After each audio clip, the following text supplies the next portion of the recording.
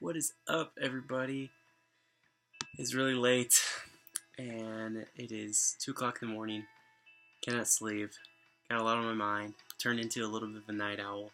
College, I used to go to bed early and wake up late. It was awesome. I think sleep is a heavenly thing. I think we will be sleeping in heaven. I love sleep a lot, but I have become a night owl, and it's not good. It's when I function the best. I think the most clearly. I think very clearly from like 1 o'clock in the morning to 4 o'clock in the morning. It doesn't make any sense. I write most of my songs at that time. It's just ridiculous. But anyways, there's been something that kind of been on my mind.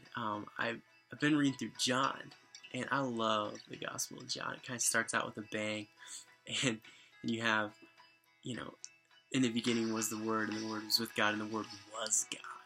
I mean, John just right from the start is like, Jesus is God, and I love that.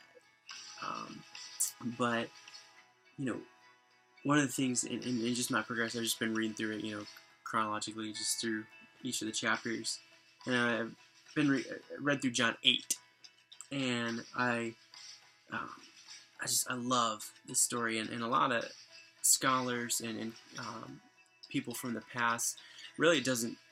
The first part of John 8 really doesn't show up till about 4th or 5th century, and so it really wasn't in the beginning manuscripts, the original copies of Scripture. However, most scholars, agree that it really is an accurate thing of what Jesus was like, and it doesn't really contradict anything else that's taught in the Scriptures, and it's very just right in line with who Jesus was and how he interacted with people and all these different things. So that's something that most scholars agree. So nonetheless, it is just a powerful story, and it's the story of the adulterous woman. Probably many of us know it pretty well. Many of us have heard, a sermon on it. And it really just starts out with Jesus. He's going to the temple complex, and all the people are coming to him. He sat down and began to teach them. It's not really anything out of the ordinary. It's something that is very common to what Jesus would do. He would sit down. People were super interested in him, and he would teach them from the Scriptures and talk about it. But something that kind of happens that's a little bit out of the ordinary is this idea that, and in the fact that the scribes and the Pharisees, they bring a woman caught in the act of adultery. Now, I don't know about you, but sometimes I tend to just fly through the details because I know stories really well.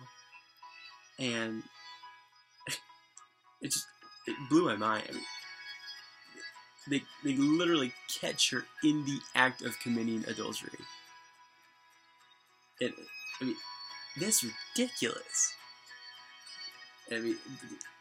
Moving past that, they catch her in the act of cheating on her husband, and they bring her to the center.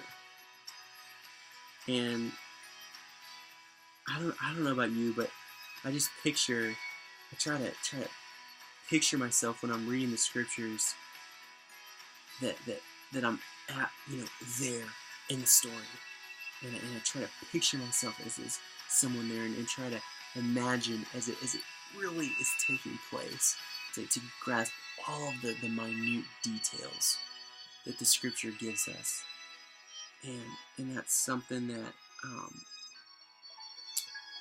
I just picture these men towering over her, and she's consumed in her guilt and her shame, can't even lift her head, and these just circle around her of people that are just consumed with her sin and wanting to see her shamed and mocked,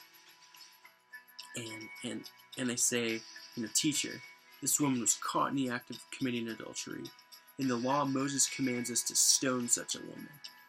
And you know what's crazy? They're right. They had a legitimate point.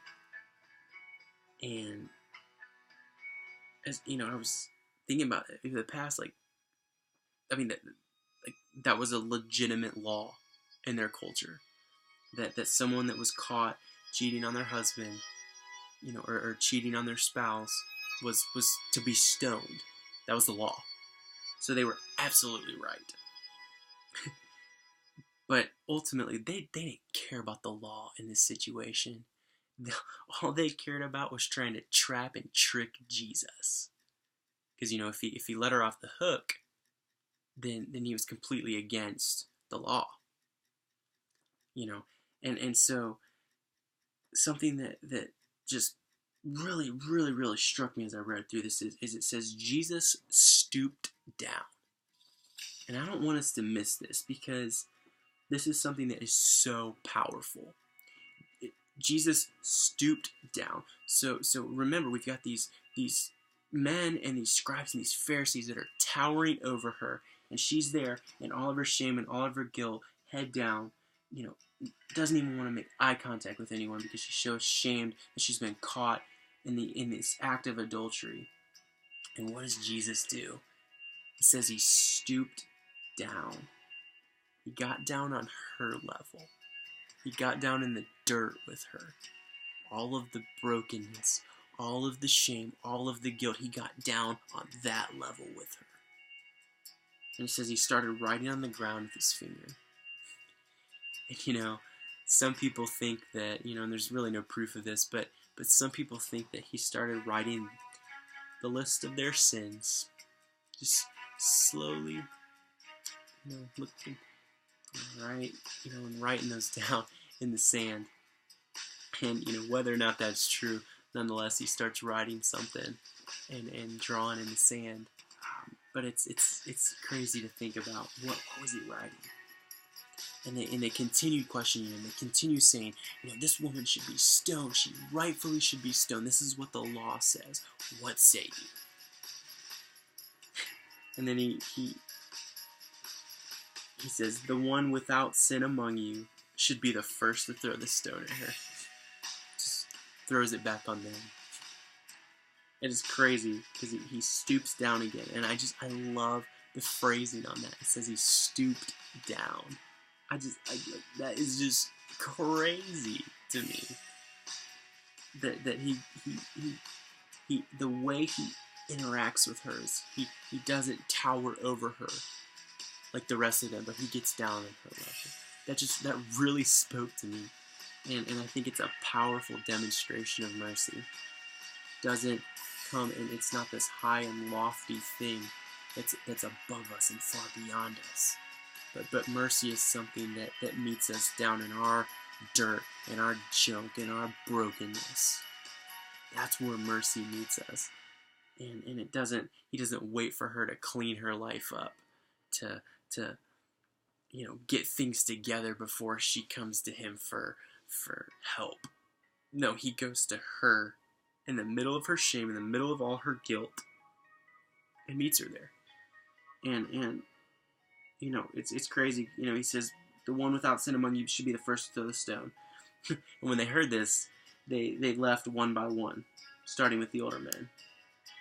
And then there comes this verse right at the end of verse 9, and it says, this is just unbelievable.